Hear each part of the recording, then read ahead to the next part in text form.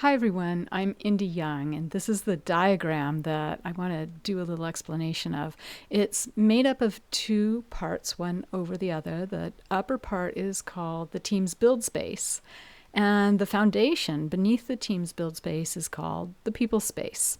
So let's focus on the team's build space first. We tend to represent the kind of work we do, the process we use in terms of sort of diagrams that represent a method like dual track agile or like double diamond or like design thinking. These three things are just representations of the idea that we are doing a cyclical ongoing process to try to create things together as a team. Now, the thing that I've got on the screen is actually a mashup of the design thinking and the double diamond process. I want to show you that in the beginning of all these things, what we're trying to do is define what is the problem or the needs that need to be solved and kind of figure out what those are, discover them, empathize with people, and define them.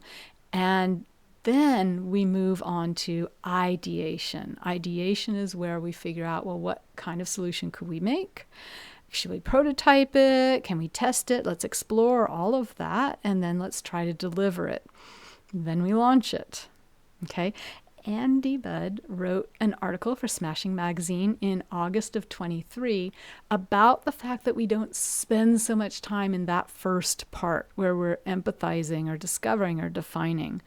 But instead, orgs tend to just start with a solution to an idea.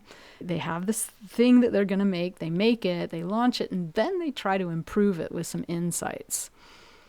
So that's the reality. His article was about trying to put more emphasis back on the empathize, the discover, the define section. He labeled it, hey, that's the build the right thing part.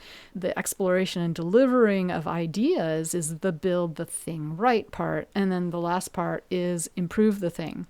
Now, a fun little visual Eric Moore did back in 2017 is based on a New Zealand Design Co. report that said, hey, here's the amount that's been invested in each one of these two diamonds. And so the first diamond, the discover, is just a tiny shard. It's like a fingernail clipping. The define part is only a tiny bit bigger than that. And then all the funding and time goes into the second diamond, exploring and delivering. So I've got that up here on the screen. And what I'm saying is that let's take, when we move, our team moves into the build the right thing, where we're trying to figure out, like, what do we need to build? What are the opportunities there? We're going to just check some durable knowledge down in the people space. Usually teams are given just a couple of days to do this part. And so we don't get a lot of deep knowledge there. We don't have time for it. Instead, we've got durable knowledge that was built ahead of time, separately. It is not a part of a cycle. This durable knowledge is about people's cognition as they were trying to accomplish some sort of a goal, a larger goal, not like I need to, press the button and buy this thing or use this interface to do this thing or interact with this person to accomplish the service. No, it's about the larger thing that they want an outcome on. I call it a purpose or an intention. The larger thing that they want is the reason why they're making a purchase or reaching out to someone for a service. Okay, what is the outcome on that? That's where we're going to get some measurements that are going to give us some insights that are bigger, more business-oriented, more strategic than our dashboard insights that we've got up in the team's build space that's cyclical and ongoing. So let's take a look down here. I've got what I call a mental model skyline. It looks like a city skyline. And beneath each of those towers each represent the cognition that people use when they're trying to accomplish that purpose or intention. Beneath each tower, there are the capabilities our org has already created or is in the process of creating to support the cognition in that tower.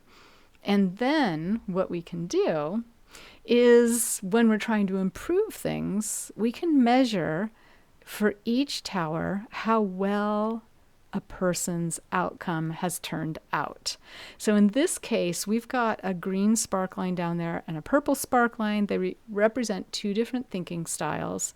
Those two different thinking styles are being supported differently. The green one has some strong or mild support. The purple one has this little valley in the middle where they're having harm, mild harm. They've got some serious harm. They even have a little lasting harm down at the bottom of this valley.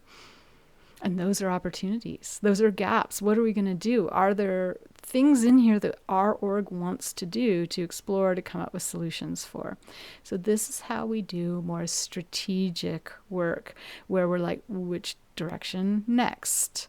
And it is guided by this durable knowledge that is not cyclical. We build it once, and then we use it with each cycle up above of our team's build space.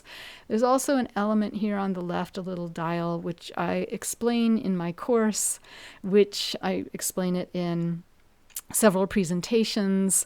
I am making a new course that's coming out this year, and it's all about thinking styles. And this diagram is a part of the introduction to that course.